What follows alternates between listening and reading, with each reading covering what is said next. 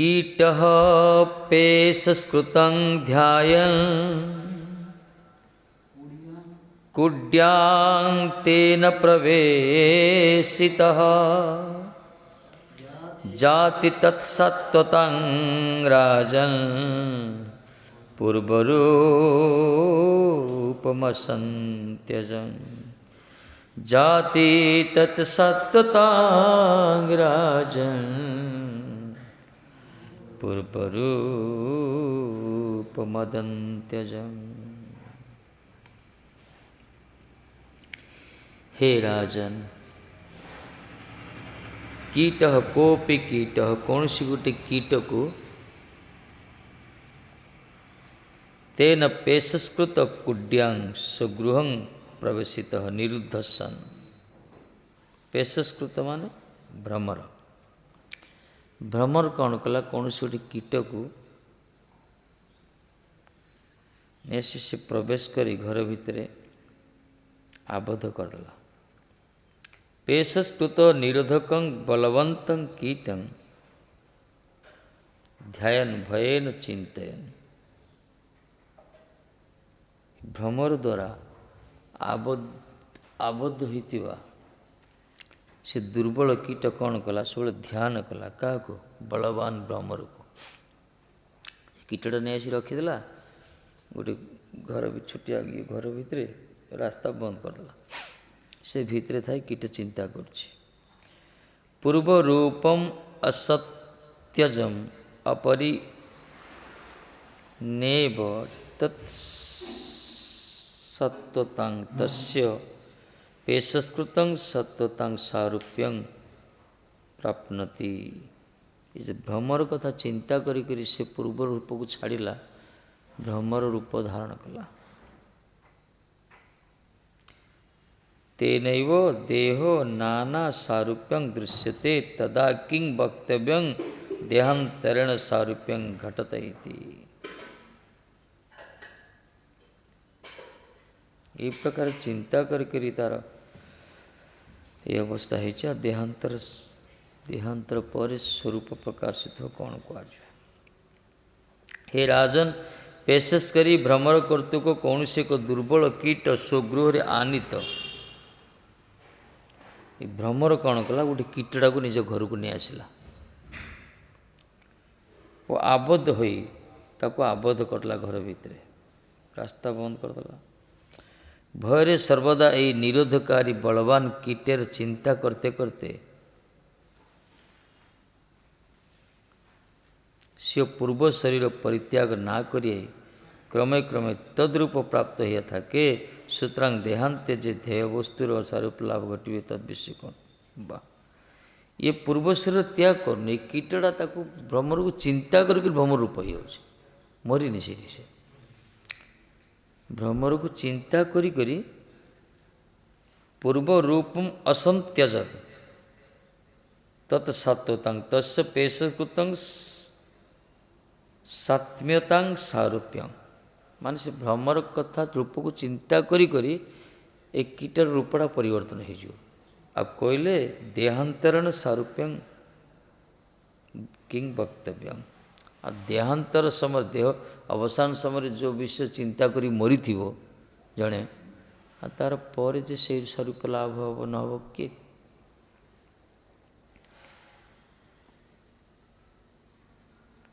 तेणु सूत्रांग देहांत जे ध्येय वस्तुर स्वरूप लाभ घटे तद विषय वक्तव्य कि जीवितावस्था चिंता करी करी तार मरुनि से रूपड़ा परिवर्तन हो जड़े मृत्यु समय जो वस्तु चिंता करो मरीगला पर से वस्तुर स्वरूप प्राप्त न हो से भावियार किसी ना मृत्यु समय जहाँ चिंता करते सहीटा ही हम तार एथे आमको अभ्यास करा भगवान को चिंतन करने भगवान को ध्यान करने जार मन भितर धीरे धीरे ठाकुर जी स्फूर्ति होता रूप झांकी लीला मृत्यु समय से ही उद्भाषित हो आ जो माने भगवान चिंतन करना बाह्य वस्तु चिंता कर सब से चिंता ही आसो मन भितर मृत्यु समय कीट अर्थात पेशकारी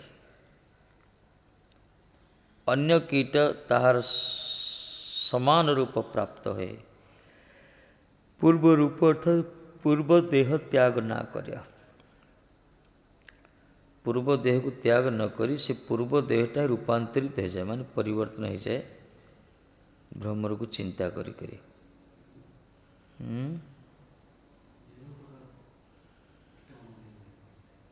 जो कीट नेला मत जो कीट नेले सब तो भ्रमर हो से भ्रमर से कौन ता घर भितर रखियो रास्ता बंद कर दो गोटे रास्ता भितर तो पशि से भितर पशि भ्रमर गोटे रास्ता तो बिल भितर पशु तो बिल भितर बाहर तो भ्रमर तेणु से भितर नहीं से रखिद कीटटा को रास्ता बंद कर दो से बिचरा कीट ताको चिंता करी करी करी भ्रमर हो कि प्रकार भगवान को लीला देखा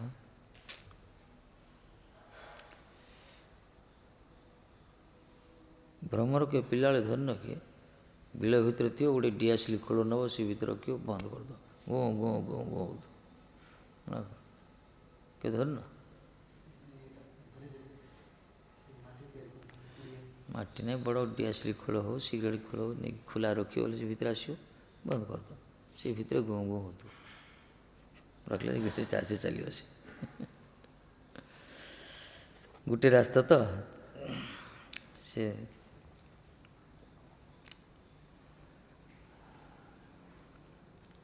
यार अर्थ ध्यानकारी निज देह ही ध्येय वस्तुर स्तुल्य आकार हो जाए आर अर्थ है जो मैंने ध्यान करुँच शरीरटा ध्येय वस्तुर तुल्य आकार हो जहाँ को ध्यान करियो से वस्तु सदृश हो ध्यान पावर एति मेडिटेशन जहाँ कला ध्यान करियो ना माने धारण करी ध्यान करी करी गभीर भाव गोटे चिंता करियो सब ध्यान करियो माने धीरे धीरे धीरे से वस्तुर गुण पाख पड़ा आस तादात्म्य स्थिति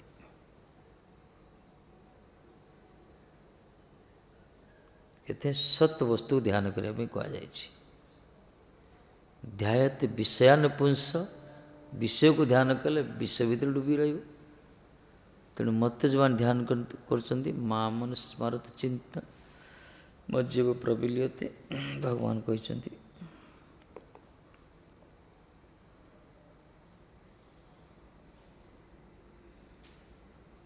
ध्यानकारी निज देह ही ध्यानकारी निज देह ही ध्येय वस्त्र तुल्य आकार ही आसे ध्यान जो कर शरीरटा ध्येय वस्तुर तुल्य हो जो मैंने ब्रह्म ब्रह्म ब्रह्म ब्रह्म ध्यान कर निज ब्रह्म ब्रह्म ही कहते मु ब्रह्म बोली जो मैंने भगवान को भजन कर शरीर भी भगवतमय पूज्य हो जाए भगवान को ध्यान जो कर परमार्थ वस्तु ध्यान कर महात्मा होती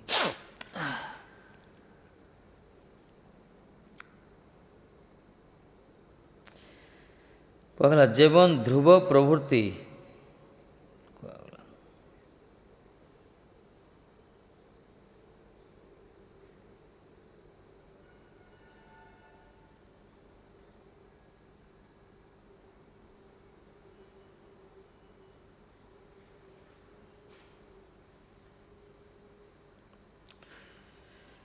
कहले कोथाय ध्यानकारी भक्तगण रे दृश्यमान देह त्याग है देखा जाए ध्यानकारी भक्त मानकर देह त्याग हो दृश्यमान देहटा किंतु भक्ति जोगर रहस्य रक्षा करने बा अन्य मतरे जहाते उत्पात न हो या भगवान को माया द्वारा ही देखाती भगवान माया द्वारा देखाती सब देह त्याग होता है किंतु वास्तव रे ध्रुव तो शोधरे गले ना तेणु वास्तव में भक्तर लीला ही से प्रकार भगवान माया करनी लोक ठक लोक मान नजर निज रहस्य को लुकाई रखती वास्तव में भजन जो कर स्वरूप जाऊन से स्वरूप प्रकाशित होता है किंतु भगवत माया जड़े शरीर त्याग कर समाधि दिखाई दाह करा कि पुता जाऊँगी जहाँ किसी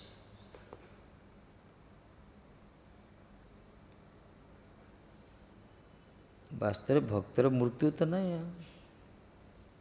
ଯଦି କୁହାଗଲା ଭକ୍ତ ବୈଷ୍ଣବର ଶରୀର ଗୋଟେ ଅପ୍ରାକୃତ କୁହାଗଲା, ବୈଷ୍ଣବମାନଙ୍କୁ କୌଣସି ଜାତି ବର୍ଣ୍ଣରେ ନିର୍ଣ୍ଣୟ କରିବା ଠିକ୍ ନୁହେଁ। ଭଗବାନ ଯେମିତି ତାଙ୍କ ଶରୀର ଚିନ୍ମୟ, ମହାଭାଗବତଙ୍କ ଶରୀର ବି ଚିନ୍ମୟ କୁହାଯାଇଛି। ଯଦି ଚିନ୍ମୟ ଶରୀର, ତାଙ୍କୁ ଆମେ ସମାଧି କାହିଁ କରୁଛେ? ତାଙ୍କୁ ଆମେ ସଂସ୍କାର କାହିଁ କରୁଛେ? ସେ ତ ଅପ୍ରାକୃତ ଶରୀର ହେଇଗଲା। ଏଇଟା ଭଗବାନଙ୍କ ମାୟା। ବା ଏଇଟା ପରବର୍ତ୍ତୀ ସମୟରେ ପରବର୍ତ୍ତୀ ପିଢ଼ି ଶିଷ୍ୟବର୍ଗଙ୍କୁ ସ୍ମୃତି ରକ୍ଷା କରିବା ପାଇଁ, ତାଙ୍କର ଭଜନର ଅନୁକୂଳ ହେବା ପାଇଁ ଏସବୁ ଲୀଳାପୁଷ୍ଟି କରୁଛନ୍ତି। ନହେଲେ ବାସ୍ତବରେ ସନ୍ଥ ଯେଉଁମାନେ ପରମ ବୈଷ୍ଣବ, ଏମାନଙ୍କର ଶରୀର ହିଁ ଅପ୍ରାକୃତ। ଖାଲି ଭଗବାନଙ୍କ ମାୟାରେ ଏସବୁ।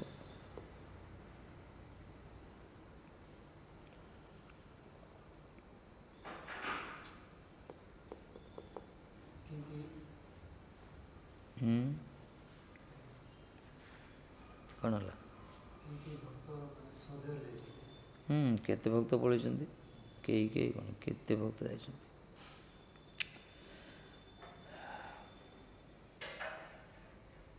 ଏହା ଭଗବାନଙ୍କର ମାୟା ଦ୍ୱାରା ହିଁ ଦେଖନ୍ତି। ସେଇ ରୂପ କୋଥାଏ ସଚ୍ଚିଦାନନ୍ଦମୟ ନିଜ ଦେହ ତ୍ୟାଗ ହୁଏ, ସେଇ ରୂପ ପ୍ରମାଣ ବାକ୍ୟ আছে ମୁନି କର୍ତ୍ତୃକ, ସେଇ ରୂପ ମାୟା ଦ୍ୱାରା ପ୍ରକାଶିତ କରେନ। କେଉଁଠି ସଚ୍ଚିଦାନନ୍ଦ ନିଜ ଦେହକୁ ତ୍ୟାଗ କରୁଛନ୍ତି? ଠାକୁରଜୀ ବି ନିଜ ସ୍ୱରୂପକୁ ତ୍ୟାଗ କରୁଛନ୍ତି ବେଳେବେଳେ। ଜରାସବର ସ୍ୱର ମାରିଦେଲେ କହିଲେ, ସେ ଭଗବାନଙ୍କୁ ବି ସ୍ୱର ମାରିଦେଲା। ସେ ଠାକୁରଜୀ ପୁରା ଡଳି ପଡ଼ିଲେ ସେଠି।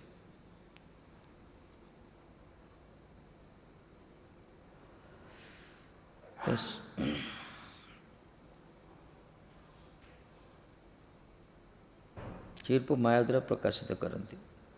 যেমন নারদ মুনি କହିଛନ୍ତି, ପାର୍ଷଦ ଦେହ ପାଇয়া যায় আর বিদ্যুৎ চমকের ন্যায় আমার প্রারব্ধ কর্ম যে দেহে শেষ হইয়াছিল, ତାହା ପାଞ୍ଚଭୌତିକ ଦେହ ପଡ଼ିଆ ଗେଲ, ଏଇ ଦେହ ତ୍ୟାଗ ତାହାର ଏଇ ପ୍ରକାର। ନାରଦ ବାବା କହିଛନ୍ତି, ପୂର୍ବ ଚରିତ୍ର ତାଙ୍କର, ପାର୍ଷଦ ଦେହ ପାଇଯାଏ, ପାର୍ଷଦ ଦେହ ମିଳିଲା, କିନ୍ତୁ ମୋର ପ୍ରାରବ୍ଧ କର୍ମ ଯେଉଁ ଦେହରେ ଶେଷ ହୋଇଥିଲା, ପ୍ରାରବ୍ଧ କର୍ମ ଯେଉଁ ଦେହରେ ସରିଗଲା, କି ପ୍ରକାର? ବିଦ୍ୟୁତ୍ ଚମକର ନ୍ୟାୟ। ବିଦ୍ୟୁତ୍ ଚମକ ମାନେ ବିଜୁଳି ଦେଖାଗଲା, ଚିକ୍ ଚିକ୍ ହେଲା, ସେଇ ପ୍ରକାର ପାର୍ଷଦ ମୋର ପଞ୍ଚଭୌତିକ ଶରୀର ପଡ଼ି ରହିଲା, କିନ୍ତୁ ପାର୍ଷଦ ସ୍ୱରୂପ ପ୍ରାପ୍ତ ହେଲା। ଏ ପ୍ରକାର ଦେହତ୍ୟାଗ କୁହାଯାଇଛି। ଯେମିତି ଜଣେ ସାଧାରଣ ଅସାଧାରଣ ହେବ। ଧରନ୍ତୁ ଗୋଟେ ବୈଷ୍ଣବଙ୍କ ଶରୀର ପଞ୍ଚଭୂତ ଶରୀର ବା ପଞ୍ଚଭୂତରେ ଶରୀରଟା ତିଆରି ହେଇଛି। ଯଦି ସେ ପ୍ରାମାଣିକ ସନ୍ଥଙ୍କ ପାଖରେ ଭଜନ କରି କରି କରି କରି ସିଦ୍ଧ ହେଇଯିବ, ସାଧନ କରି କରି ସେ ଶରୀରଟା ହିଁ ଚିନ୍ମୟ ହେଇଯିବ। ସେ ଶରୀର ହିଁ, ଏ ଶରୀର ସବୁ ଇନ୍ଦ୍ରିୟ ଗୁଡ଼ିକ ହିଁ ଚିନ୍ମୟତ୍ୱ ଲାଭ କରିବ, ସଚ୍ଚିଦାନନ୍ଦମୟ ହେଇଯିବ। ଏହି ଶରୀରରେ ଭଗବତ ସାକ୍ଷାତକାର ହେବ। ଏହି ଶରୀରକୁ ଭଗବାନ ଆସି ଆଲିଙ୍ଗନ କରିବେ। ଏହି ଶରୀରରେ ଭଗବାନ ସହିତ ଲୀଳା ବିଳାସ କରିବ। ସେ ଶରୀରକୁ ଆମେ ପଞ୍ଚଭୂତ କହିବା କି? ସେହି ଶରୀରକୁ ଆଉ ମରଣଶୀଳ ଶରୀର କୁହାଯିବ କି? ଅପ୍ରାକୃତ। କିନ୍ତୁ ଲୀଳା କରୁଛନ୍ତି, ଶରୀରକୁ ତ୍ୟାଗ କରିବାକୁ ପଡ଼ୁଛି। ଏଇଟା ଭଗବାନଙ୍କର ମାୟା ଲୀଳା।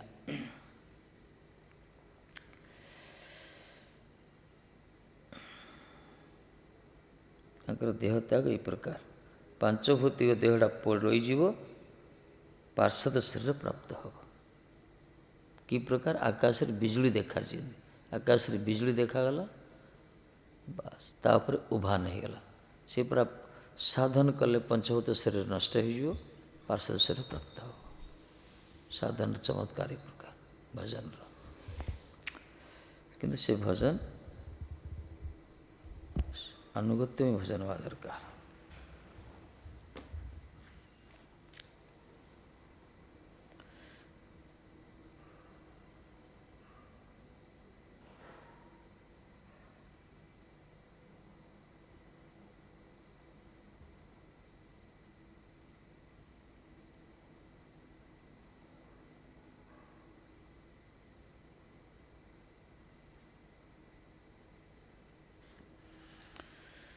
ଏଠି କହିଛନ୍ତି ଯେପରି ଜଳ ଜଗତରେ ତୈଳ ପାଇ କୀଟ କାଞ୍ଚ ପକାକେ ଦେଖିଆ ତାହାର ଭୟ ଭୀତ ହେଆ ତାହାର ଧ୍ୟାନରେ ମତ୍ତ ହେ ଅଥଚ ତୈଳ ପାଇ ନିଜ ଦେହ ପରିତ୍ୟାଗ ନା କରି କାଞ୍ଚ ପକାର ଭାବେ ବିଭାବିତ ହେ ତଦ୍ରୁବଦ୍ଧ ଜୀବ ଜଳ ଜଗତରେ ଚିନ୍ମୟ ଭାବ ଅବଲମ୍ବନ କରିବା ଏହି ଶରୀର ଥାକା କାଳେ ସେ ସ୍ୱରୂପ ସିଦ୍ଧିକ୍ରମେ ଆଶ୍ରୟ ଜାତୀୟ ବିଚାରେ ପ୍ରତିଷ୍ଠିତ ହେଆ ଜୀବନମୁକ୍ତ ଆସିଲା ହେବ ଉଦାହରଣ ଦେଲା ଏଠି ଉଦାହରଣଟା ଆସିଲା। ତୈଳ ପାଇ କୀଟ ଛୋଟିଆ କୀଟକୁ ଭ୍ରମର ନେଇଯାଏ ଏ ପୂର୍ବରୁ ଯେଉଁ କୁହାଗଲା ଭ୍ରମର କ'ଣ ସେ କୀଟଟାକୁ ତା ଘର ଭିତରେ ରଖି ଆବଦ୍ଧ କରିଦିଏ ରାସ୍ତା ବନ୍ଦ କରିଦିଏ ସେ କୀଟଟା ସେଠି କ'ଣ କରେ ଭ୍ରମକୁ ଚିନ୍ତା କରେ ଭ୍ରମର ରୂପକୁ ଭୟରେ ଚିନ୍ତା କରି କରି କରି କରି ସେ ସେଠି ମରିବନି ସେ କୀଟ ତାର ଭୟରେ ଚିନ୍ତା କରି କରି ତା ରୂପଟା ପରିବର୍ତ୍ତନ ହୋଇଯିବ ଭ୍ରମରବତ ହୋଇଯିବ ସେ ଦେହ ତ୍ୟାଗ କରୁନି ସେଇ ପ୍ରକାର ଏ ମର୍ତ୍ତ୍ୟ ଜଗତରେ ପ୍ରକଟ ହୋଇଥିବା ଜଣେ ସାଧାରଣ ଜୀବ ଯଦି ସେ ପ୍ରାମାଣିକ ସନ୍ତକ ଆଶ୍ରିତ ହୋଇ ଭଗବାନଙ୍କର ଚରଣରେ ଶରଣାଗତ ହୋଇଯିବ ମାନେ ଭଜନ କୀର୍ତ୍ତନ କରୁଛନ୍ତି ସାଧନ ଭଜନ କରି ଯଦି ସିଦ୍ଧିତ୍ୱ ଲାଭ କରିବେ ତାହେଲେ ସେ ପଞ୍ଚଭୂତ ଶରୀରଟା ହିଁ ଏଇ ଶରୀରକୁ ତ୍ୟାଗ କରିବାକୁ ପଡ଼ିବନି ଏଇ ଶରୀର ହିଁ ଚିନ୍ମୟତ୍ୱ ଲାଭ ହେବ।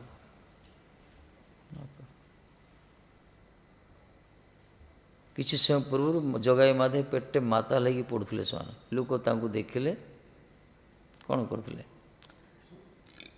ଲୋକ ଦେଖିଲେ ତାଙ୍କ ନାଁ ଶୁଣିଲେ ଡରୁଥିଲେ କିନ୍ତୁ ନିତ୍ୟାନ୍ତ କଳାଗ୍ରତ କଲେ ମହାପୁରୁଷ ଚରଣ ସ୍ଥାପନ କଲେ ଶରୀର ଚିନ୍ମୟ ହେଇଗଲା ଶରୀରଟା କ'ଣ ପରିବର୍ତ୍ତନ ଲାଗି ନା ସେଇ ଶରୀରଟା ହିଁ ତାଙ୍କ ପରିବର୍ତ୍ତନ ହେଲା।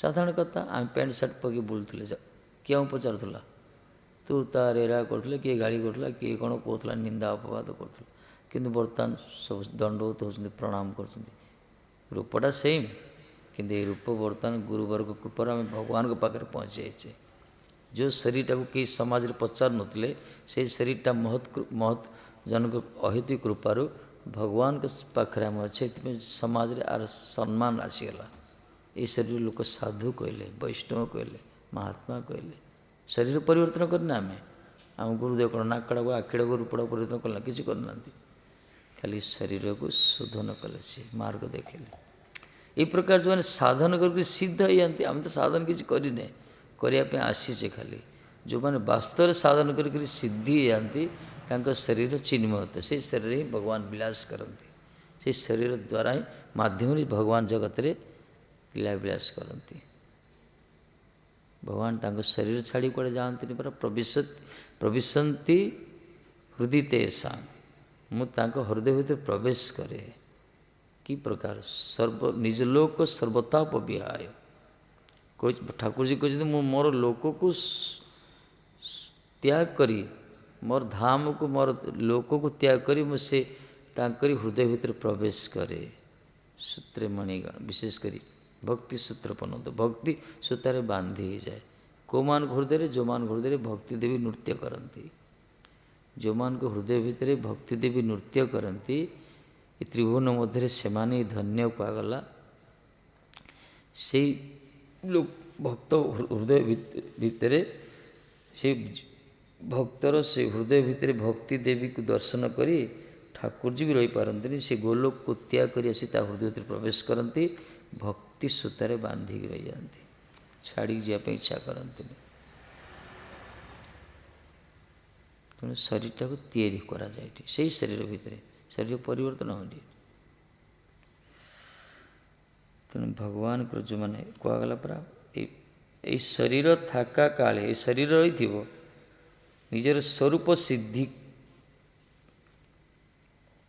କ୍ରମ ଆଶ୍ରୟ ଜାତୀୟ ବିଚାରରେ ସ୍ୱରୂପ ସିଦ୍ଧି କ୍ରମ ଧୀରେ ଧୀରେ ଧୀରେ ସ୍ୱରୂପ ଉପଲବ୍ଧି ହେବ ନିଜର ତତ୍ତ୍ୱ ଯେ ଆଶ୍ରୟ ଜାତୀୟ ତତ୍ତ୍ୱ ଏହି ପ୍ରକାର ସ୍ଥିତି ରହି ଜୀବନମୁକ୍ତ ହେଇଯିବ ସିଏ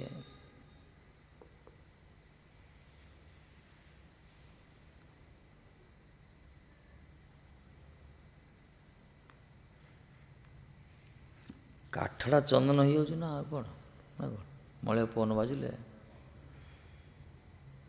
ଏ ପଞ୍ଚଭୂତ ଶରୀର ଅସ୍ଥି ମାଂସ ଚର୍ମ କ୍ଲେଦ ମେଦ ଶ୍ଲେଷ୍ମ ବିଷ୍ଠା ମଳ ମୂତ୍ର ଭରି ଇତ୍ୟାଦି ଶରୀର ଚର୍ମ ଆବୃତ ଶରୀର ଯେଉଁ ଭିତରେ କାମ କ୍ରୋଧ ଲୋଭ ମୋହ ମଦ ମାଛଜ ରହିଛି ହିଂସା ଦେଶ परसिका तथा विभिन्न प्रकार सब रही भितर सब धूली सब रही यही प्रकार गोटे शरीर को गुरुवर्ग कृपा करी आपको टे ड्रेसिंग करी भगवान पाखे पहुँचे देते सत्संग माध्यम हरिनाम करने भजन करने कहते जो मैंने आपको गुरुत्व सहित कर दुनिया तांको सम्मान कर साधु बोली वैष्णव बोली यही शरीर टाक पूजा कर लोक सम्मान परिवर्तन ना यहाँ ही परिवर्तन शरीर परिवर्तन ना शरीर जो क्रिया गुण जो प्रतिभा वास्तव में शरीरटा अयोग्य अपवित्र शरीर इस शरीर भितर पूरा अपवित्रता रही आ भितर कौन सार सत्य ना किंतु गुरुवर्ग कौन करते आ भितर जो रही भगवत शक्तिटा आत्मा जीवात्मा जो तार वृत्तिटा को प्रकट कराती तार वृत्ति प्रकट कर मार्ग हो भजन कीर्तन यू सेवा सु परिपाटी यू आत्मवृत्ति कहगला आत्मार धर्म यू जो मैंने कर शरीर को शरीरटा धीरे धीरे पवित्रीकृत हो जाए धीरे धीरे शरीरटा चिन्मयता लाभ करे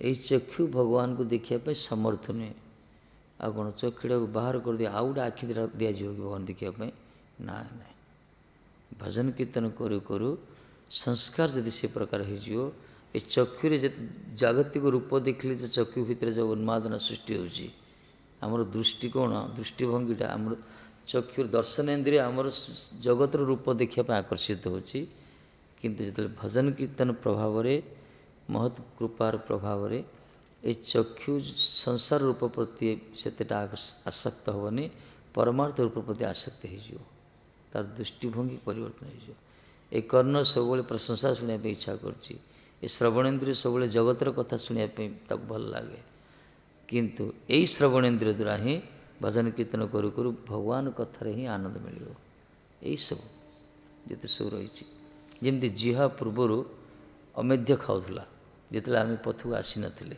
विभिन्न प्रकार किए कार सब अमेध्य ग्रास करूला आसक्ति थिला किंतु गुरु वैष्णव अहित कृपार आमको से अभ्यास त्याग करा पड़ा बर्तमान प्रसाद जिहा अर्शनेन्द्रिय आमर प्रसाद आस्वादन करछि प्रसाद टिके न मिले भी भल लगुनि अन्य अमेध्य सब दर्शन कले मन घृणा हवा परिवर्तन जिहाटा तो परिवर्तन है जिहार वृत्ति परिवर्तन होगा तेणु शरीर परिवर्तन हेनी इस शरीर जो मार्ग जो परिवर्तन होता है से साधारण को असाधारण हो जाए अयोग्य योग्य हो जाए अपवित्र पवित्र हो जाए पंचभूत शरीर चिन्मयता लाभ करे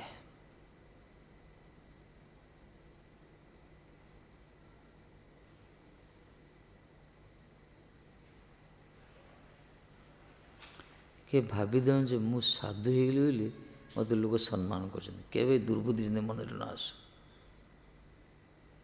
आसीज कि गोटे साधन भजन कले भाविदेव मु सब बड़ हो गली मु गोटे वैष्णव हो कौन जा संसारी लोक जाक एमती कहीं भाविदनि आम तो वैष्णव ए बुद्धि होइले निरयगामी हो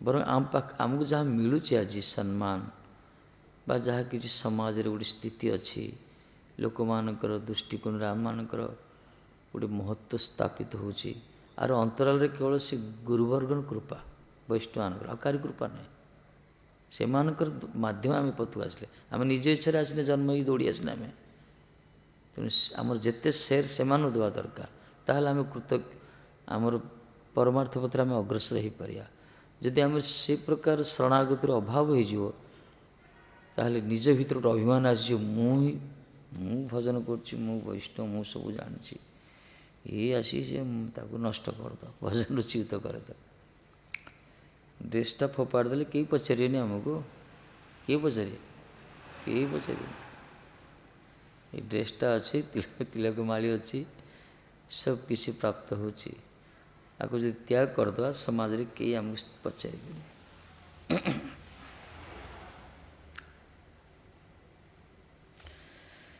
तेणु पंचभूत शरीर मध्य त्याग करिया पड़ोनी यही शरीर ही भगवान सहित युक्त हम जदि भजन कीर्तन करिव धीरे धीरे जीवन मुक्त स्थिति हो शरीर ज्ञान रही शरीर अभिमान रही देहात्म बुद्धि नष्ट हो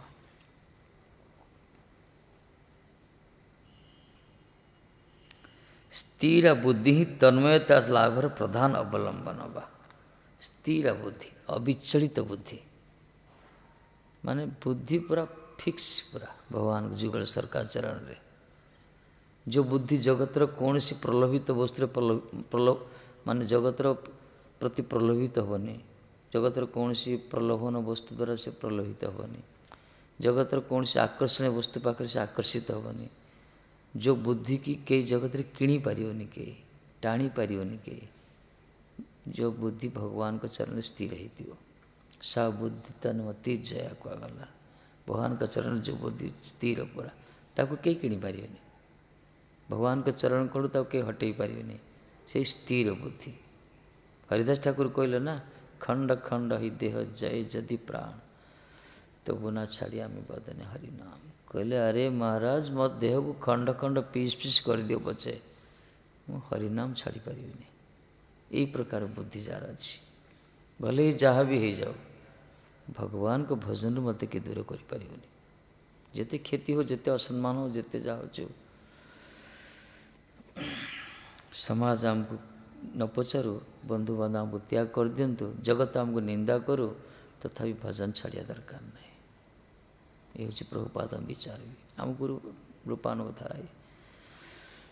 ଏହି ପ୍ରକାର ବୁଦ୍ଧି ସ୍ଥିର, ସ୍ଥିର ବୁଦ୍ଧି ତନ୍ମୟତା। ଏ ସ୍ଥିର ବୁଦ୍ଧି ଥିଲେ କ'ଣ ହେବ? ତନ୍ମୟତା ଲାଭ, ତନ୍ମୟତା ଭଗବତ ସ୍ୱରୂପ ଲାଭ ହୋଇଯିବ।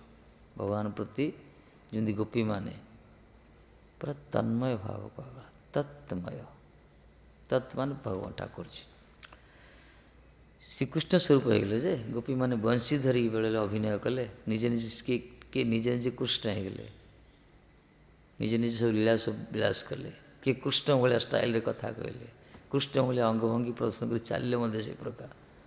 ଏହି ପ୍ରକାର ଭାବ ମାନେ ଅନୁମାଦିନୀ ଅବସ୍ଥା, କାରଣ ସବୁବେଳେ ଠାକୁରଜୀକୁ ଚିନ୍ତନ କଲେ, କରିବାରୁ ସେଇ ଭାବଟା ପ୍ରକାଶିତ ହେଲା ତାଙ୍କର।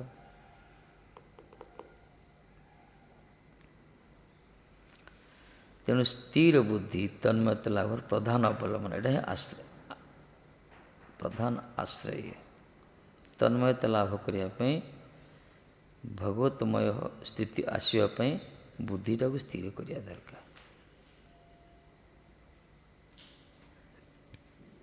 ଯେଉଁମାନେ କୋମଳ ଶ୍ରଦ୍ଧା, ଯେଉଁମାନଙ୍କର ଭକ୍ତି ମାର୍ଗରେ, ସେମାନେ ସହଜରେ ତାଙ୍କର ମାନେ ପତନ ହେବାର ବହୁତ ସମ୍ଭାବନା, ପତନ ହେଇଯିବ, ସେମାନେ ଏ ପଥରୁ ଚ୍ୟୁତ ହେଇଯିବାର ବହୁତ ସମ୍ଭାବନା, ତାଙ୍କୁ ଟାଣିକି ନେଇଯିବ ସଂସାର। କୋମଳ ଶ୍ରଦ୍ଧା ଯେଉଁମାନେ ଥିବ ଟାଣିକି ପଳେଇବ ପୁରା। କିନ୍ତୁ ଯେଉଁମାନଙ୍କ ଶ୍ରଦ୍ଧାଟା ଦୃଢ଼ ହେଇଯାଇଛି, ତାଙ୍କୁ କେହି ଟାଣି ପାରିବେନି। ବିଶେଷ କରି ଶ୍ରଦ୍ଧା ପରମାର୍ଥ ବସ୍ତୁ, ଗୁରୁ ବୈଷ୍ଣବ ତ ରହିବା ଦରକାର। ଭଗବାନ ପ୍ରତି ଶ୍ରଦ୍ଧା ରହୁଛି, ଭଜନ କରିବା ପାଇଁ ଆସିଛେ ଆମେ, ମନା ନାହିଁ, କିନ୍ତୁ ଭଜନର ମାର୍ଗ ଯେଉଁମାନେ ଦେଖେଇଛନ୍ତି, ଯେଉଁମାନେ ଆମର ପଥ ପ୍ରଦର୍ଶକ, ଯେଉଁମାନେ ଆମର ପ୍ରତି ମୁହୂର୍ତ୍ତରେ ଆମକୁ ରକ୍ଷା କରୁଛନ୍ତି, ଯେଉଁମାନଙ୍କର ଶକ୍ତିରେ ଆମେ ପରିଚାଳିତ ହେଉଛେ, ସେମାନଙ୍କ ପ୍ରତି କୃତଜ୍ଞତା ରଖିବା ଦରକାର। ସେମାନଙ୍କ ପ୍ରତି ସଦୈବ ସର୍ବାନ୍ତକରଣରେ ଆନୁଗତ୍ୟ ଯଦି ରଖିବା, ତାହେଲେ ଆମକୁ କେହି ଟାଣିକି ନେଇପାରିବେନି, କେହି ଟାଣି ନେଇପାରିବେନି। ଭଗବାନଙ୍କ ଭଜନ କରି, ଭଗବାନ ପାଖରେ ଶରଣାଗତ ହେଇ ଜଣେ ସଂସାର ଭିତରେ ପ୍ରବେଶ କରିପାରେ, ମନା ନାହିଁ, କିନ୍ତୁ ସଦ୍ଗୁରୁ ଆଶ୍ରିତ ହେଇକରି ଜଣେ ବିଷୟ ଭିତରେ ପ୍ରବେଶ କରିପାରିବନି, କଲେ ମଧ୍ୟ ଅନାସକ୍ତ ରହିବ ସିଏ। କାହିଁକିନା ଭଗବାନ ଗୁରୁ ବୈଷ୍ଣବଙ୍କର କୃପା, ମହତର କୃପା ବଡ଼ ପାୱାରଫୁଲ୍ କୁହାଗଲା। ଯେମିତି କୁହାଯାଇଛି, ଭଜନର ମଧ୍ୟରେ ତାର ମଧ୍ୟ ସର୍ବଶ୍ରେଷ୍ଠ ନାମ ସଂକୀର୍ତ୍ତନ, 64 ଅଙ୍ଗରେ ସର୍ବଶ୍ରେଷ୍ଠ ହରିନାମଟା। କିନ୍ତୁ କିଛି ସନ୍ତ କହୁଛନ୍ତି ହରିନାମ ତ ସର୍ବଶ୍ରେଷ୍ଠ, ତାଠୁ ଆହୁରି ଶ୍ରେଷ୍ଠ କିଏ? ଯିଏ ହରିନାମଟା ଦେଲେ, ଜଣେ ଦେବାର ତ ଆମେ ପାଇଲେ, ଯିଏ ହରିନାମ ଦାନ କଲେ ସେ ସବୁଠୁ ଶ୍ରେଷ୍ଠ, ମାନେ ଗୁରୁବର୍ଗ, ଏମାନେ ସବୁଠୁ ଶ୍ରେଷ୍ଠ। ଏଥିପାଇଁ ସେମାନଙ୍କୁ ସବୁବେଳେ ତାଙ୍କରି ଚରଣରେ ଭୁଲୁଣ୍ଠିତ ହେବା ଦରକାର, ସବୁ ତାଙ୍କରି କୃପା ସେମାନଙ୍କର। ଏହି ପ୍ରକାର ସ୍ଥିତିରେ ଯେଉଁମାନେ ହରିଭଜନ କରୁଛନ୍ତି, ତାଙ୍କ ଭଜନଟା ସ୍ଥିର ହେଉଛି, ଶରଣାଗତି ସେଇଠି ଥାଏ।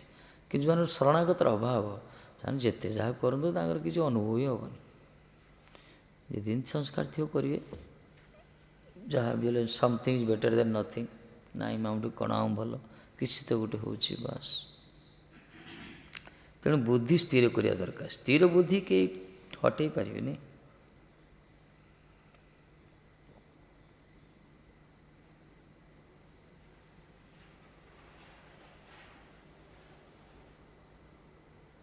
ବୋଲେ କୋମଳ ଶ୍ରଦ୍ଧା ଥିବ ବୋଲେ ଜଲ୍ଦି ଆଉ ଥରେ ବନ୍ୟା ଯଦି ଆସିଲା ନଦୀ ତଟରେ ପୁଲିନରେ ଜମା ହେଇଥିବା କାଠି କୁଟା ଆଉ ଥରେ ଭାସିକି ପଳାଇବ। ସେମାନଙ୍କର ଏ ଜଗତରେ ଯେତେ ସବୁ ଚମତ୍କାର ରହିଛି ଚମତ୍କାର ପ୍ରତି ଆକର୍ଷିତ ହୋଇଯିବ ବୁଦ୍ଧି ଯଦି ଅସ୍ଥିର ଥିବ। କହିଲେ द्रष्टा बहिप्रज्ञा चालिते दर्शने जीवन मुक्तर बाह्य शरीर के भोग्य ज्ञान कराए से आश्रय जातीय स्वरूप बुझते ना पारिया बहिर्दर्शन द्वारा ही वस्तु निरूपण करे। द्रष्टा माने जे देखे जगत को देखुची द्रष्टा कौन करियो बहिप्रज्ञा चालित दर्शन। बहिप्रज्ञा माने अंतर बुद्धि द्वारा नहीं बाह्य दर्शन बाह्य दृष्टिकोण जाओ कहला बहिप्रज्ञा बाह्य बुद्धि द्वारा चालित मैंने जगतर चाकचक्य प्रति जो देखुंट धरतु गोटे वस्तु जन दर्शन कला तार बाह्य दर्शन है तार सौंदर्य देखला बुझल कि तार प्रकृत दर्शन होची से सौंदर्य ताको सौंदर्य देला किए तार सौंदर्य केते दिन स्थायित्व ये सब जो माने गभीर अनुसंधान करछंती से विचार को अंतर्दृष्टि कहगला से विचार ही वास्तव दर्शन कहुए।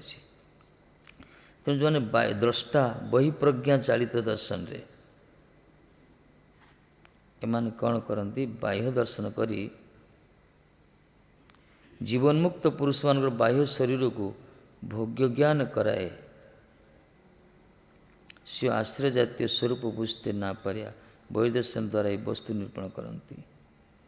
एमाने कौन करती आश्रय जातीय स्वरूप को बुझी पारंतिनी आम जी जीवात्मा भगवान सेवक भगवान अंश से माने कौन करती बहिर्दर्शन द्वारा वस्तु निरूपण करती।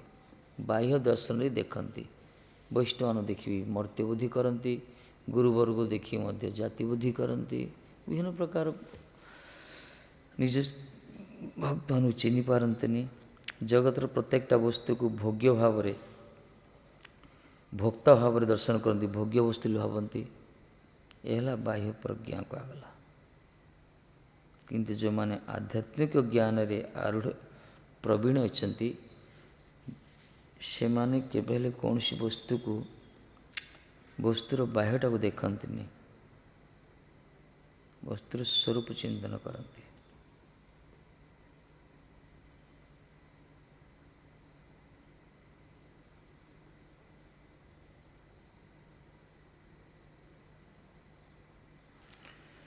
कहले अंतर्सिद्धिर सहित बहिराकार्यर भेद थाकाए मूढ़ व्यक्तिगण अंतस्थित भावर अनुधावन करते पारे ना।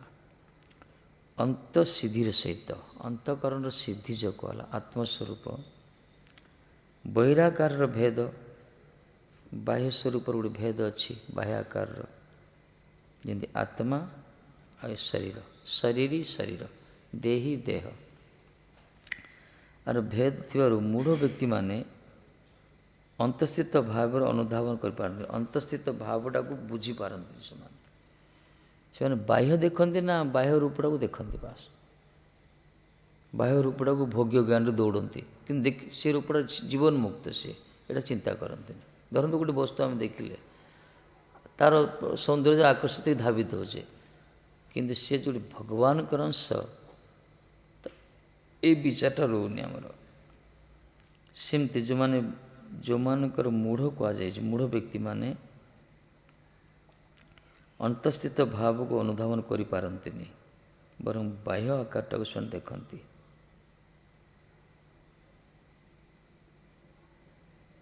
मूढ़ व्यक्ति से माने निजर जीवात्मा को देखी पारंतिनी आत्माटा को बाह्य शरीरटा देखते से माने देह देहटा की सर्वस्व मान करती किंतु देह स्थित जब भगवत शक्ति आत्मा सी जो प्रकृति जीवात्मा तार जे संबंध रही तार जे जगत सहित संबंध अनित्य से भगवान कर अंश तार नित्य संबंध भगवान सहित ଏଇ କଥାକୁ ସେ ବୁଝିପାରେନି, ଅନ୍ତର୍ଦୃଷ୍ଟି ତାର ଅଭାବ ହୋଇଯାଏ।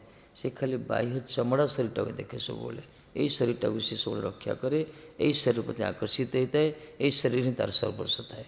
ଏଥିପାଇଁ ସେ ଦୁନିଆ ପ୍ରକାର ମାନ, ଅଭିମାନ, ନିନ୍ଦା, ସ୍ତୁତି, ଗର୍ବ, ଅହଙ୍କାର, ଦମ୍ଭ ଏଇ ଭିତରେ ଏ ଶରୀର କ୍ରିୟା ଆସିବ, ଏଇ ଶରୀର ପ୍ରତି ସେ ଆସିଥାଏ। କିନ୍ତୁ ଯେଉଁମାନେ ବାସ୍ତବରେ ନିଜ ଅନ୍ତଃସ୍ଥିତରେ ସ୍ଥିତ ରହୁଛନ୍ତି ନିଜ ସ୍ୱରୂପରେ, ସେମାନଙ୍କର ଶରୀର ଯେତେ ସବୁ କ୍ରିୟା ତାଙ୍କୁ କିଛି ସ୍ପର୍ଶ କରିବନି। ତାଙ୍କୁ କିଏ ଗାଳି କରୁ କି ନିନ୍ଦା କରୁ, ତାଙ୍କୁ କିଏ ପଚାରୁ କି ନ ପଚାରୁ, ସେ ସବୁବେଳେ ସାମ୍ୟ ଅବସ୍ଥା ଆସିବ, ସବୁବେଳେ ସ୍ଥିତି ଅଲଗା ତାଙ୍କର। ମହାତ୍ମାଙ୍କ ସ୍ଥିତି ସେ ପ୍ରକାର। ହରିଦାସ ଠାକୁର 22,000 ପ୍ରହାର କରାଲା, କିନ୍ତୁ ଯେଉଁମାନେ ପ୍ରହାର କରୁଛନ୍ତି ତାଙ୍କର ମଙ୍ଗଳ ଚିନ୍ତା କଲେ। ଏଇ ହେଉଛି ମହାତ୍ମାଙ୍କର। କିନ୍ତୁ ଆମକୁ ଯଦି କିଏ କହିଦେବ ତମକୁ ସେ ଏମିତି କହୁଥିଲା ବୋଲେ, ତା ନାଁ ଶୁଣିଲେ ଆମର ମୁଣ୍ଡ ଗରମ ହେଇଯାଉଛି। ବାସ୍ତବ ସତ୍ୟାସତ୍ୟ ଅନୁସନ୍ଧାନ କରିବାନି, ପ୍ରକୃତି ସେ କହିଥିବ କି ମିଛ କହିଥିବ ଏ କଥା ବୁଝିବାନି, ଖାଲି କହିଦେବ ଆମ ଯଦି ତମକୁ ସେ ନିନ୍ଦା କରୁଥିଲା କହିଲେ ତାର କଥା ଶୁଣିଲେ ଆମ ମୁଣ୍ଡ ଗରମ ହୋଇଯାଏ। ଏଇ ହେଉଛି ଆମର ସ୍ଥିତି, ଏଇ ହେଉଛି ଦେହ ଜ୍ଞାନ, ଦେହାତ୍ମବୁଦ୍ଧି। କିନ୍ତୁ ମହାତ୍ମାଙ୍କୁ ସେମାନେ ତ ପ୍ରତ୍ୟକ୍ଷରେ ତାଙ୍କୁ ମାଡ଼ ଦିଆହେଇଛି, ପ୍ରତ୍ୟେକରେ ଗାଳି କରାହେଇଛି, ତଥାପି ସେମାନେ କୃପାଭିଷ୍ଟ ହୋଇଛନ୍ତି। କାହିଁକିନା ସେମାନେ ସବୁବେଳେ ଅନ୍ତଃକରଣରେ ହିଁ ଅନ୍ତର୍ଭାବରେ ସ୍ଥିତ ଥାଆନ୍ତି, ବାହ୍ୟ ଶରୀର ଜ୍ଞାନ ତାଙ୍କର ନଥାଏ। କହିଲେ ପାରମହଂସ ବିଚାରେ ମହାଭାଗବତ ଯେ ଅବସ୍ଥା ଲାଭ କରନ୍ତି, ତାହା ଜାଣିବାର ଜନ୍ୟ ଯଦି कोनो ଅନଧିକାରୀ ବହିର୍ଦୃଷ୍ଟି ଜନିତ କଥା ଲଇଆ ଭ୍ରାନ୍ତ ହନ୍, ତାହେଲେ ତାହାକେ ଅବଶ୍ୟ ନରକେ ଗମନ କରିତେ ହେବେ, ସନ୍ଦେହ ନାହିଁ। ନରକ ଯିବ କେଉଁମାନେ? ପାରମହଂସ ବିଚାରରେ ମହାଭାଗବତ ଯେ ଅବସ୍ଥା ଲାଭ କରନ୍ତି, ମହାଭାଗବତ ମାନେ ମୋ ଗୁରୁବର୍ଗ, ଏମାନେ ଯେଉଁ ଅବସ୍ଥା ଲାଭ କରିଛନ୍ତି, ଯେଉଁ ସ୍ଥିତିରେ ପହଞ୍ଚିଛନ୍ତି ଭଜନ ମାର୍ଗରେ ନିଜ ସ୍ୱରୂପରେ ସ୍ଥିତ ହୋଇକି, ତାଙ୍କୁ ଯଦି ଜାଣିବା ପାଇଁ ଯଦି କୌଣସି ଅନଧିକାରୀ ବ୍ୟକ୍ତି, ଧରନ୍ତୁ ଉଚ୍ଚକୋଟୀର ସିଦ୍ଧ ମହାତ୍ମାମାନଙ୍କୁ, ଗୁରୁବର୍ଗକୁ ଯେଉଁମାନେ ଜାଣିବା ପାଇଁ ମୂର୍ଖ ଲୋକମାନେ, ଯେଉଁମାନେ ନିଜ ବୁଦ୍ଧିରେ ଦେଖିବା ପାଇଁ ଚେଷ୍ଟା କରୁଛନ୍ତି, ନରକକୁ ଯିବେ ସେମାନେ। ନମର୍ତ୍ତ୍ୟ ବୁଦ୍ଧି ଅସ୍ୟ ଏତେ କୁହାଗଲା, ସର୍ବଦେବମୟ ଗୁରୁ, ମର୍ତ୍ତ୍ୟ ବୁଦ୍ଧି କରିବନି କେବେ। ତେଣୁ ମହାଭାଗବତ ଯେ ଅବସ୍ଥା ଲାଭ କରିଛନ୍ତି, କାହିଁକିନା ସେ ଅବସ୍ଥା ତ ପହଞ୍ଚି ପାରିବ ନା। ଇଏ ଯେଉଁ ଲୋକମାନଙ୍କର ବାହ୍ୟ ଦୃଷ୍ଟି ଅଛି, ବାହ୍ୟ ଦୃଷ୍ଟି ଦେଖିବେ ସେ କେମିତି ଚାଲୁଛନ୍ତି, ନାକଟା କେମିତି, ଆଖିଟା କେମିତି, ଏଇ ପ୍ରକାର ବାହ୍ୟ ଦୃଷ୍ଟି, କେଉଁ ବର୍ଣ୍ଣରେ ଜନ୍ମ ହୋଇଛି, କେତେବେଳେ ଶୋଉଛନ୍ତି, ଏଇସବୁ ଯେଉଁମାନେ ଦେଖନ୍ତି, ସବୁ ବାହ୍ୟ ଦୃଷ୍ଟି ଜନିତ କଥା ଯେଉଁମାନେ ଭ୍ରାନ୍ତ ହୁଅନ୍ତି, ଅନଧିକାରୀ ବ୍ୟକ୍ତି ମାନେ ଅବଶ୍ୟ ନରକକୁ ଯିବେ। ଏଥିପାଇଁ ସନ୍ଥମାନଙ୍କ ବିଷୟରେ କିଛି କହିବା ପୂର୍ବରୁ ବହୁତ ଭାବିଚିନ୍ତି କହିବାକୁ ପଡ଼ିବ। ଯଦି କିଛି ଆକ୍ଷେପ କରାହେଉଛି, ଶବ୍ଦ ବିନ୍ୟାସ ହେଉଛି, ଆମେ ଯାହା ବିଷୟରେ କହୁଛେ ସେ ଯେଉଁ କୁସ୍ଥିତିରେ ଅଛନ୍ତି ବିଚାର କରି କହିବା ଦରକାର, ନହେଲେ ନରକ ପାଇଁ ଦ୍ୱାର ଖୋଲିଯିବ। ନହେଲେ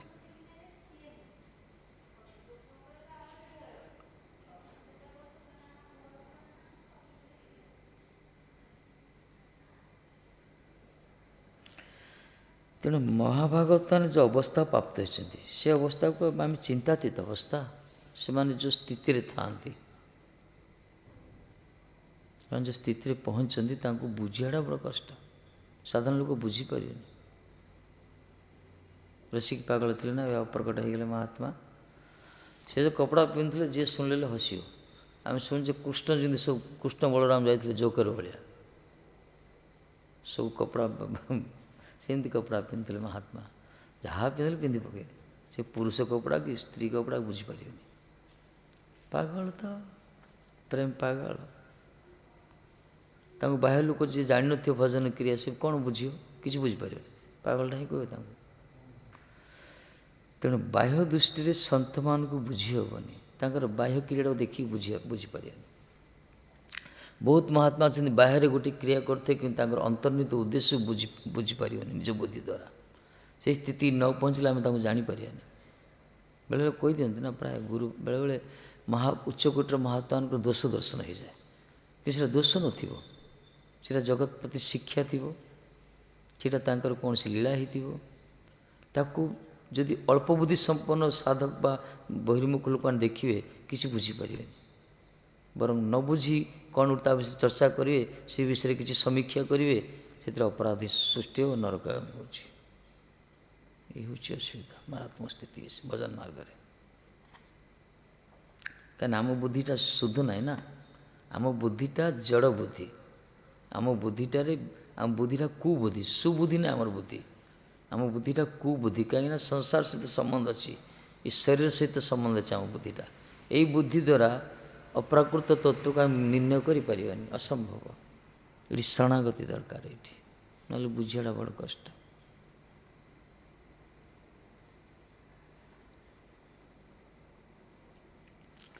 ତେଣୁ ଅନଧିକାରୀ ବହିର୍ଦୃଷ୍ଟି ଜନିତ କଥା ଯେଉଁମାନେ କୁହନ୍ତି, ଅନଧିକାରୀ ହେଇଥିବେ, ବାହ୍ୟ ଦୃଷ୍ଟି ଯେଉଁମାନଙ୍କର କଥା କେବଳ ବାହ୍ୟ କ୍ରିୟା, ସେମାନେ ନରକୁ ଯାଆନ୍ତି। ବହୁତ ଲୋକ ଅଛନ୍ତି ନା, ପ୍ରାୟ ମଠ ମନ୍ଦିର ପ୍ରାୟ ସଂସାରୀ ଲୋକ ବି ଆସନ୍ତି। ସେମାନେ ଆସନ୍ତି, କିନ୍ତୁ ଯେଉଁମାନେ ତ ବାସ୍ତବରେ ଭଜନ କରୁଛନ୍ତି ତାଙ୍କ କଥା ଅଲଗା। ଯେଉଁମାନେ ସେ ସ୍ଥିତିରେ ନଥାନ୍ତି, ବୈଷ୍ଣବମାନଙ୍କର କ୍ରିୟାକୁ ଦେଖି ସେମାନେ ସବୁ ସମାଲୋଚନା କରୁଛନ୍ତି। ବାବାମାନେ ଏମିତି ସବୁ, ସେ ପ୍ରଭୁ ଏମିତି, ସେ ମହାରାଜ ଏମିତି, କିନ୍ତୁ ବୁଝୁନାହାନ୍ତି। ସେମାନେ କହିବା ପୂର୍ବରୁ ବିଚାର କରୁନାହାନ୍ତି ସେମାନେ କେଉଁ ସ୍ଥିତିରେ ଅଛନ୍ତି, ବିଚାର କରୁନାହାନ୍ତି। ବିଚାର କରିବା କଥା ଥିଲା, ଖାଲି ବାହ୍ୟ କ୍ରିୟାକୁ ଦେଖିଦିଅନ୍ତି ବେଳେବେଳେ। ଅବଶ୍ୟ ସେମାନେ ବି ଯେଉଁଟା ଭୁଲ ସତ୍ୟ ତ ଦିନ ଦିନ ପ୍ରକାଶିତ ହେବ, କିନ୍ତୁ ଏ ବିଷୟରେ ତର୍ଜମା କରିବା କିଛି ଆବଶ୍ୟକ ନାହିଁ। ତେଣୁ ଉଚ୍ଚକୋଟୀର ମହାତ୍ମା ବିଷୟରେ ବି ଯେଉଁମାନେ ଭଜନ କୀର୍ତ୍ତନ କରୁଛନ୍ତି, ସେମାନଙ୍କ ବିଷୟରେ କୌଣସି ଚର୍ଚ୍ଚା କରିବାଟା ନିର୍ବୁଦ୍ଧିତାର ପରିଚୟ। ଚର୍ଚ୍ଚା means discussing about others some matter, ଚର୍ଚ୍ଚା। ତାହେଲେ ତାହାତେ ଅବଶ୍ୟ ନରକ ହେବ। କହିଲେ ଅର୍ଚ୍ଚା ବିଷ୍ଣୁ ଶିଲାଧି, ଅର୍ଚ୍ଚେ ବିଷ୍ଣୁ ଶିଲାଧି।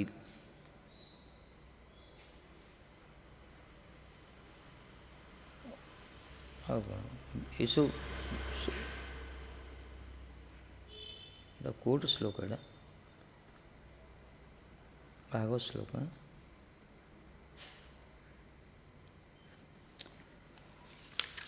ମାନେ ମର୍ତ୍ତ୍ୟ ବୁଦ୍ଧି ଏସବୁ। ଶାଳଗ୍ରାମରେ ଶିଳା ବୁଦ୍ଧି ହେବ, ବିଗ୍ରହ ବୁଦ୍ଧି ହେବ, ବିଗ୍ରହରେ ଅର୍ଚ୍ଚା ବିଗ୍ରହରେ ବିଗ୍ରହତ୍ୱ ବୁଦ୍ଧି ଆସିବନି, ଶିଳା ବୁଦ୍ଧି ହେବ, ଧାତୁ ବୁଦ୍ଧି ଆସିବ ବାହ୍ୟ ଦୃଷ୍ଟିରେ। ସ୍ୱରୂପ ଲବ୍ଧ ବୈଷ୍ଣବର ବାହ୍ୟ ବିଚାରକାରୀ ଦର୍ଶକର ଦର୍ଶନ ଅମଙ୍ଗଳରେ ହିଁ ହେତୁ। ଯେଉଁ ବୈଷ୍ଣବଙ୍କୁ ସ୍ୱରୂପ ଉପଲବ୍ଧି ହେଇଯାଇଛି, ସ୍ୱରୂପ ଉପଲବ୍ଧି ବୈଷ୍ଣବ କଥା କୁହାଗଲା, ନାମଧାରୀ ବେଶଧାରୀ କଥା କୁହାଯାଏନି। ଯେଉଁମାନଙ୍କର ବାସ୍ତବରେ ସ୍ୱରୂପ ଉପଲବ୍ଧି ହେଇଯାଇଛି, ସେ ବୈଷ୍ଣବଙ୍କର ବାହ୍ୟ ବିଚାରକାରୀ ଦର୍ଶକର ଦର୍ଶନ, ଯେଉଁ ଲୋକମାନେ ଖାଲି ବାହ୍ୟ ବିଚାର କରୁଛନ୍ତି, ବୁଦ୍ଧିକି ଆଶ୍ରୟ କରି ବିଚାର କରୁଛନ୍ତି, ସେମାନେ ଯେ ଦର୍ଶନ ଯଦି କରିବେ ଏ ବୈଷ୍ଣବଙ୍କୁ ବାହ୍ୟ ବିଚାରରେ, ତାହେଲେ ଅମଙ୍ଗଳର କାରଣ ହେଉଛି। କାରଣ ତାଙ୍କ ନଜର, ତାଙ୍କ ବିଚାର ଗୋଟେ ବୈଷ୍ଣବକୁ ଠିକ୍ ରୂପେ ଚିହ୍ନି ପାରିବେନି ସେମାନେ, ଯେଉଁମାନଙ୍କର ସ୍ୱରୂପ ଉପଲବ୍ଧି ହେଇଯାଇଛି। ସ୍ୱରୂପ ଉପଲବ୍ଧି ଲକ୍ଷଣ କ'ଣ? ଯେଉଁମାନେ ନିଜ ପାଇଁ କିଛି କରନ୍ତିନି, ଯେଉଁମାନେ କେବଳ ଭଗବାନ ପାଇଁ କରନ୍ତି ସବୁକିଛି, ନିଜ ପାଇଁ ବିଲକୁଲ କିଛି କରନ୍ତିନି, ସବୁବେଳେ ଗୁରୁବାନୁଗତ୍ୟରେ କେବଳ ଭଗବାନଙ୍କର ପ୍ରସନ୍ନତା ଯେଉଁମାନଙ୍କ ଏକମାତ୍ର କାମ୍ୟ, ଯେଉଁମାନଙ୍କ ନିଜ ହୃଦୟ ଭିତରେ କାହାର ପ୍ରତି କୌଣସି ସଂସାର ସହିତ କୌଣସି ତାଙ୍କର ସମ୍ବନ୍ଧ ହିଁ ନଥାଏ, ଯେଉଁମାନଙ୍କର ସବୁବେଳେ ନିଜ ସ୍ୱରୂପ ଉପରେ, ସବୁବେଳେ ଭଗବାନଙ୍କର ପ୍ରସନ୍ନତା, ଠାକୁରଜୀଙ୍କର ହିଁ ସୁଖ ବିଧାନ ଯେଉଁମାନେ କରନ୍ତି, ସେଇ ସ୍ୱରୂପ ଉପଲବ୍ଧ। ସ୍ୱରୂପ ମାନେ କ'ଣ? ଆତ୍ମା। ସ୍ୱରୂପ ଉପଲବ୍ଧି ଲକ୍ଷଣ ହେଲା ଯେଉଁମାନଙ୍କର ଆତ୍ମ ଉପଲବ୍ଧି ହେଇଯାଇଛି। ଆତ୍ମ ଉପଲବ୍ଧି କେଉଁମାନଙ୍କ ହେଇଛି? ଯେଉଁମାନଙ୍କର ଦେହ ଜ୍ଞାନର ଅଭାବ ରହିଥିବ। ଦେହ ଜ୍ଞାନ ଅଭାବ ଜାଣିବା କେମିତି? ଯେଉଁମାନଙ୍କୁ କେତେ କ୍ଷତି କଲେ ମଧ୍ୟ, ଯେଉଁମାନେ ଶତ୍ରୁତା କଲେ ମଧ୍ୟ ମିତ୍ରବତ ଆଚରଣ କରନ୍ତି, ଯେଉଁମାନଙ୍କୁ କଷ୍ଟ ଦେଲେ ମଧ୍ୟ, ଉଦ୍ବେଗ ଦେଲେ ମଧ୍ୟ ଯେଉଁମାନେ ପ୍ରସନ୍ନ ହୁଅନ୍ତି, ମାନେ ଦେହ ପ୍ରତି ତାଙ୍କର ଯେଉଁ କୌଣସି କ୍ରିୟା କଲେ ସେ ପ୍ରତିକ୍ରିୟା କିଛି ନଥିବ, ଯେଉଁମାନେ ସ୍ୱରୂପ ଆତ୍ମସ୍ୱରୂପର ଉପଲବ୍ଧି, ଯେଉଁମାନେ ଭଗବାନଙ୍କର ଭଜନରେ ଯେଉଁମାନେ ସ୍ଥିର ହେଇକି ଅଛନ୍ତି, ତାଙ୍କର ସଂସାର ଲୋକମାନେ ଯେମିତି ଦେହାଭିମାନରେ ସବୁ ବିଭିନ୍ନ ପ୍ରକାର ସବୁ ଘଟଣା କରୁଛନ୍ତି କ୍ରିୟା, ସେହି ପ୍ରକାର କ୍ରିୟା ସଂଗଠିତ ହେବନି ତାଙ୍କର। ନିଜ ସ୍ୱରୂପ କ୍ରିୟା, ତାଙ୍କର ପ୍ରତ୍ୟେକଟା ଚିନ୍ତନ, ତାଙ୍କର କଥୋପତନ, ତାଙ୍କର ବାର୍ତ୍ତା, ତାଙ୍କର ଚାଲିଚଳନ, ଆଚାର ବିଚାର, ବାସନା, କାମନା, ଭାବନା, କ୍ରିୟା ସବୁକିଛି ଭଗବତ ପରମାର୍ଥ କ୍ରିୟା ହିଁ ହେବ। ପ୍ରାକୃତ କ୍ରିୟା କିଛି ହେବନି, ସବୁକିଛି ଅପ୍ରାକୃତ କ୍ରିୟା ହେଇଯିବ। ଯେଉଁମାନଙ୍କର ସ୍ୱରୂପ ଉପଲବ୍ଧି ହେଇନି, ସାଧାରଣ ଜଗତର ଲୋକମାନେ, ପ୍ରାଣୀମାନେ, ଏମାନେ ଯାହା କରନ୍ତି ଶରୀର ପାଇଁ କରନ୍ତି। ଏମାନେ ଖାଇବା ପାଇଁ ଦୌଡ଼ୁଛନ୍ତି, ଶରୀରକୁ ସୁଖ ଦେବା ପାଇଁ ଦୌଡ଼ୁଛନ୍ତି, ଶରୀର ମାନ ଅଭିମାନରେ ସେମାନେ ଝଡ଼ାଝାଟି କରୁଛନ୍ତି, ଶରୀର ପାଇଁ ସବୁକିଛି ଶରୀର ପାଇଁ କରୁଛନ୍ତି ଏମାନେ। କିନ୍ତୁ ସ୍ୱରୂପ ଉପଲବ୍ଧ ବୈଷ୍ଣବମାନେ ଶରୀର ପାଇଁ କିଛି କରନ୍ତିନି, ବରଂ ଯାହା ବି କରନ୍ତି ଭଗବାନଙ୍କର ପାଖରେ ରହି ଭଗବାନଙ୍କର ଭଜନ କୀର୍ତ୍ତନ କରି କରି ୟଦୃଚ୍ଛା କ୍ରମେ ଯାହା ପ୍ରାପ୍ତ ହୁଏ ସେଥିରେ ଶରୀର ନିର୍ବାହ କରନ୍ତି। ଯେହେତୁ ଶରୀରଟା ବି ଠାକୁରଜୀଙ୍କର, ଏହି ଭାବରେ ଶରୀରକୁ ରକ୍ଷା କରନ୍ତି।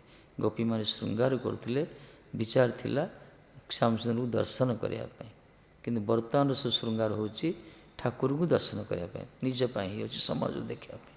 ଏଇଟା ହିଁ ତଫାତ୍। ଯେଉଁମାନେ ଅନ୍ୟକୁ ଦେଖିବା ପାଇଁ ଭଜନ କରୁଛନ୍ତି ସେ ଭଜନ ଦାମ୍ଭିକ ଭଜନ, ସେ ଭଜନରେ ସ୍ୱାର୍ଥ ଅଛି। ଯେଉଁମାନେ ଭଜନ କରୁଛନ୍ତି କେବଳ ଭଗବାନଙ୍କୁ ପ୍ରସନ୍ନ କରିବା ପାଇଁ, ଗୁରୁ ବୈଷ୍ଣବଙ୍କୁ ପ୍ରସନ୍ନ କରିବା ପାଇଁ, ସେ ଭଜନ ବାସ୍ତବ ଭଜନ, ତାକୁ ହିଁ ପ୍ରକୃତ ଭଜନ କୁହାଯାଏ।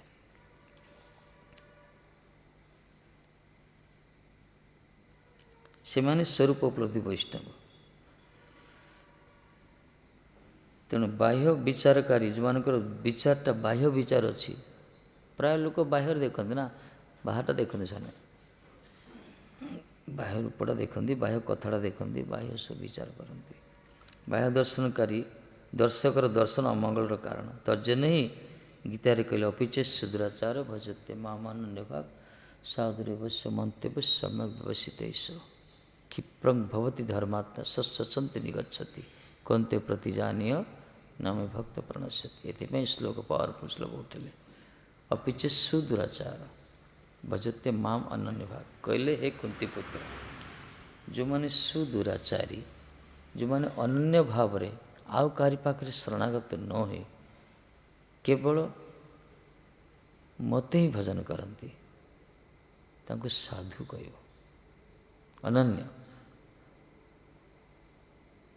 ଦେଖ, ପୂଜ୍ୟପାଦ ସ୍ୱାମୀ ମହାରାଜ ଗଲେ, ଗୁରୁବର୍ଗ ଗଲେ, ପ୍ରଭୁପାଦଙ୍କ କୃପାରେ ସାରା ବିଦେଶ ସବୁ ସାରା ପ୍ରଚାର କଲେ, ଏମିତି ଶିକ୍ଷା ଦେଲା, ସେମାନେ ଆଉ କାହାକୁ ଗ୍ରହଣ କଲେନି, ଏକମାତ୍ର କୃଷ୍ଣ ଅନନ୍ୟଗତ।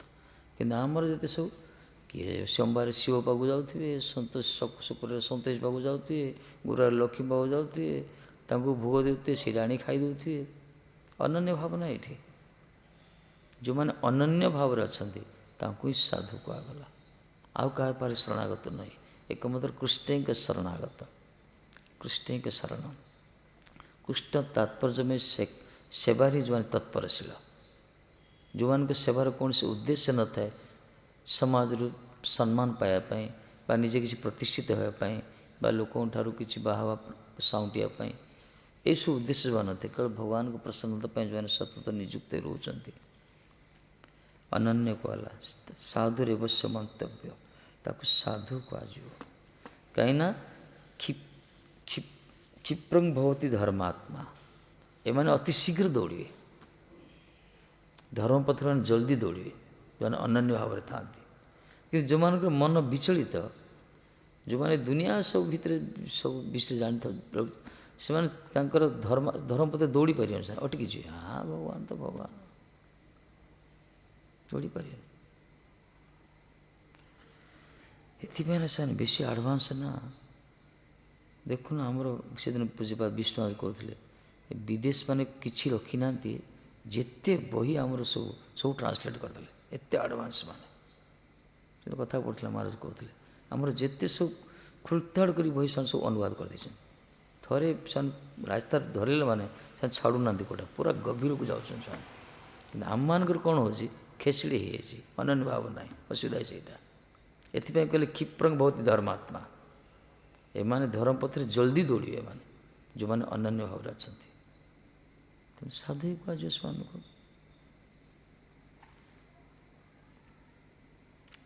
बाह्य दृष्टि देखिले हम कि बाह्य दृष्टि देखिले तो अपराध आसो। तेणु बाह्य विचार जदि ग्रहण करियो स्वरूप उपलब्धि जीव मान को ताल तो अपराध नरक को रास्ता खोलियो सेठी।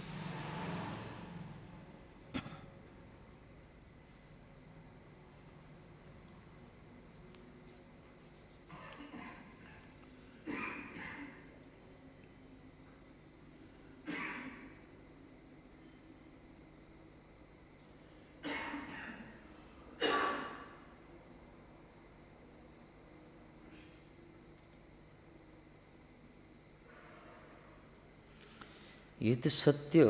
वृंदावन तो से शाश्वत धाम, इतने कौन सी विरुक्ति नहीं।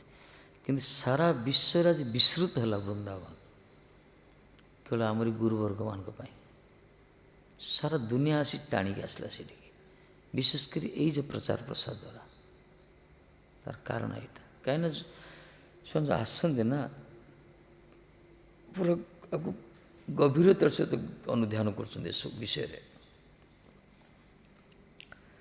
नली निजर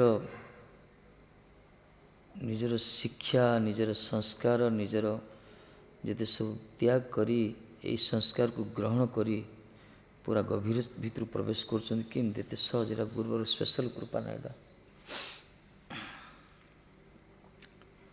तेणु जल्दी दौड़ती कहले भयादपि हरिं भक्ता चिंतयंस्तत्स्वरूपतां पेशस करी पदायति दिशन देश रूपतां।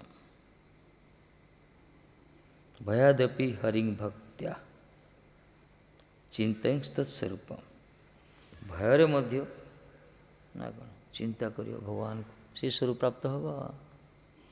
भयाति कंसा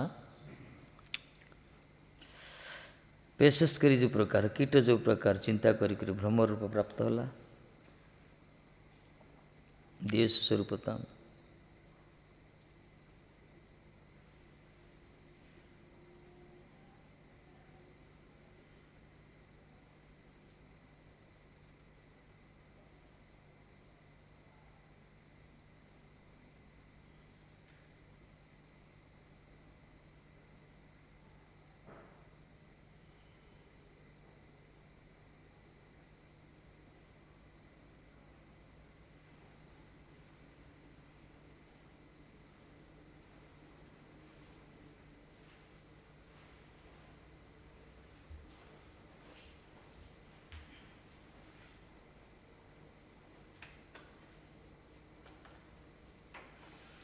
ये कहले नृसिंह देशत दुखं रक्ष रूपेण रावण अपाच राम विद्वेषत शिशुपालस्तथैव च ततो भक्त्या परं जात देश रूप तोध्यगति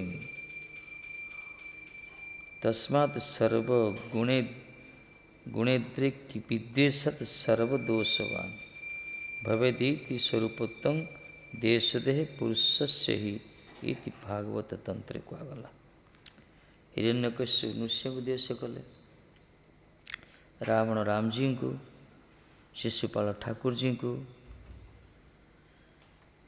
एमाने भी जदि प्रतिकूल अवस्था करिसेंती एमानकर सद्गति है सद्गति है पूरा भक्त मध्य ततो भक्त्या परं जात भक्ता अधिक ऊर्ध्व को जाते एमान अपेक्षा परं जात ऊर्ध्वगति।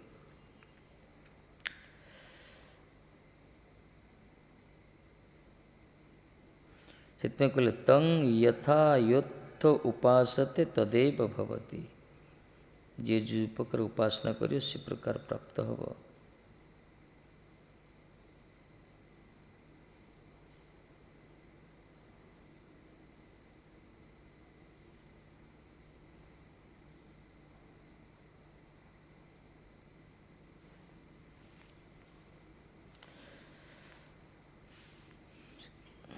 सॉरी लेना पड़ेगा।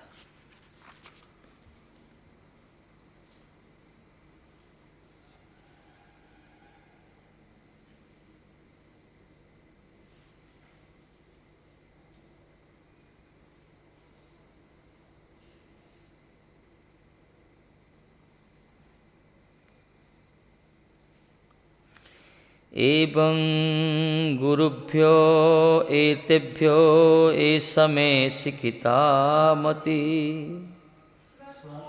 स्वात्मोपशिखितां बुद्धिं शृणु मे वदत प्रभो। हे प्रभु, हे राजन, एतेभ्यो गुरुभ्यो में मया सरीगला तांकर बोधे एतेभ्यो यही प्रकार गुरुभ्यो 24 गुरु हो गला। ये समस्त गुरु मया एवं पूर्वोक्त रूपेण पूर्वोक्त रूपरे ऐसा मति ही पूर्वोक्तम एतत् सर्वं ज्ञानं शिक्षिता प्राप्तम अधुना। ये समस्त गुरु पाखु पूर्वपूर्वोक्त सब शिक्षा ग्रहण कली।